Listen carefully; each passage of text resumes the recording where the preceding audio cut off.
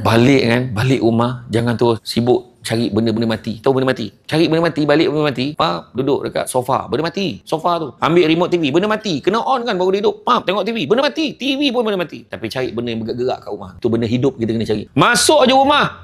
Nampak pokok lambai-lambai. Siram pokok. Masuk dalam. Isteri pun menyambut. Abang. Seronok tengok abang balik. Hidup. Macam mana? Okey ni. Okey. Duduk, panggil. Kadang-kadang anak, abah, tadi kan. Anak excited macam benda nak cerita dengan ayah. Tadi kan. Abang penat, tak nampak ke? Nantilah. Sekali kita reject tu, saya kata, anak kita sampai bila tak cari kita. Dia pergi pada kawan-kawan dia. Pergi kawan-kawan. Lepas tu, kenapalah anak ni tak nak berkongsi dengan saya? Saya ni seorang bapa.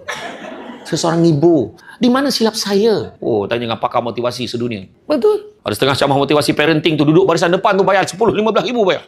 Saya tak adalah minta macam tu. Tapi maknanya, sampai macam tu orang nak bayar sebab apa? Dia nak mengubah kehidupan. Tapi bukan itu. Sebenarnya kita ni, setiap diri kita adalah motivator pada anak-anak kita. Tapi kita menolak.